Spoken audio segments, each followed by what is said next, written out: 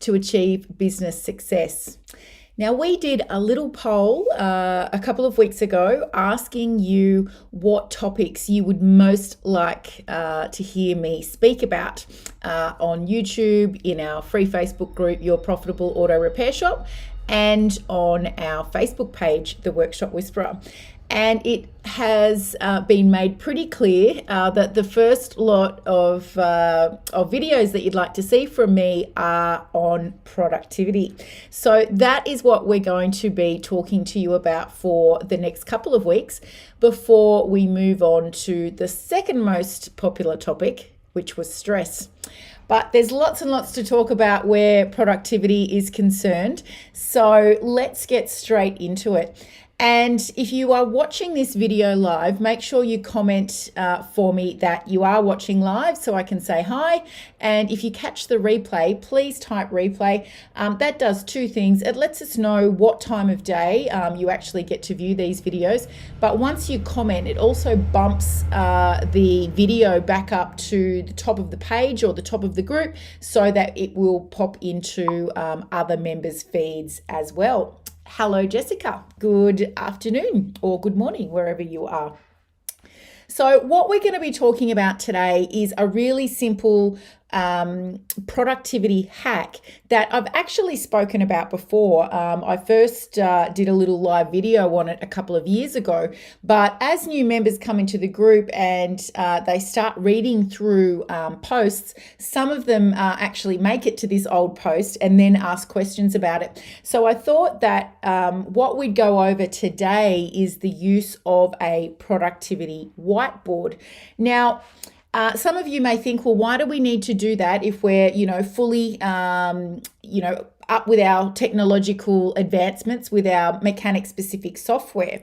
And there's a really good reason for having a whiteboard out on the workshop floor in addition to your digital time clocking or your digital job cards. And that is because it puts it in the line of sight of everybody working out on the workshop floor. Hey, Chris, good to have you on here.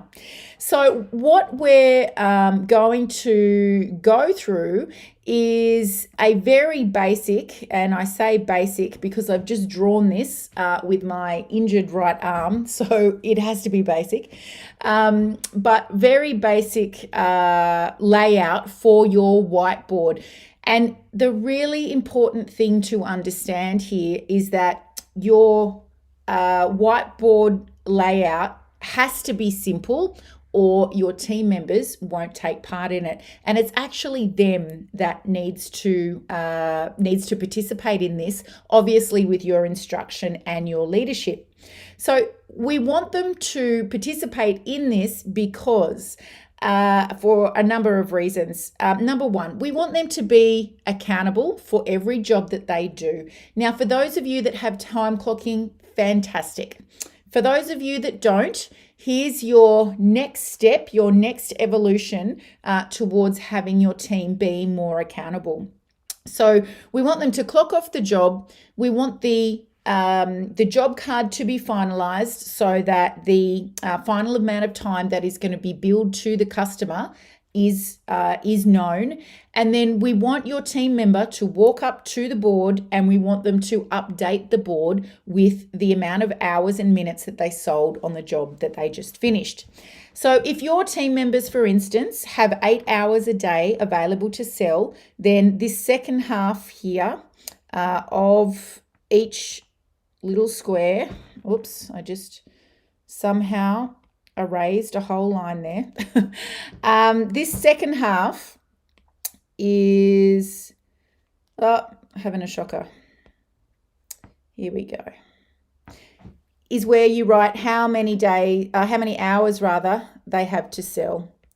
So in this example, they work 5-day week and they have 8 hours a day to sell.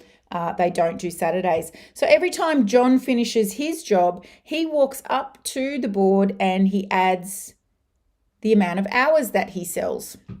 So we can see here, he's filling in here. Now, that's every job. So when he comes back and he finishes the next job, he will update that so that all throughout the day, he is visibly seeing what he is charging out. Now, no one wants to be the lowest number on the board for the day or for the week. And that's why it's so important that we have this as a fixture on the workshop floor, because it actually generates a small level of competition amongst your team members. So it's quite important that you distinguish that this now isn't a free-for-all for charging out labour that wasn't needed. This needs to remain ethical, but it does give your team members the opportunity to have it be known that there are now extra eyes on how much labour they are selling in a day, not just yours. And if you start to think, well, my team's not going to go for this, here's the thing, this is your business. And if you decide that this is the way it will be done, then your team needs to play by the rules. And the rules are that you now need to go and update your section of the productivity board every single time you complete a job. Now, usually winners love KPIs. They love seeing where they're competing, how they're tracking, and that they're getting the job done. Usually, people that don't like that, in this instance, we'll call them losers, will have a problem with it. And that will help you clearly identify if you've got someone that is not a team player on your team, so that you can take steps to either bring that person over to the good side or start to performance manage them. Because if they have a problem with something like this, then they're likely trying to hide something, that they are not working as efficiently as possible or as effectively as possible, and that they're really only there to be paid the amount of hours that they work, which in this case for this workshop is 8 hours a day, and they're not really that interested in how many hours they sell for you. So each time one of our techs finishes a job, they'll come up and they'll update the board, and by the end of the day, you might have something that looks like this. So it's clear that Mike had a stellar day. He oversold his time and he's been more than 100% productive. Peter, he got to 80%, so he's done well. But Mark and John, they are at 50% or less. So this clearly identifies, just at a visual glance, for you and for the team, that either Mark and John had trouble on their jobs, Mark and John aren't working fast enough, or perhaps you didn't have the work to supply.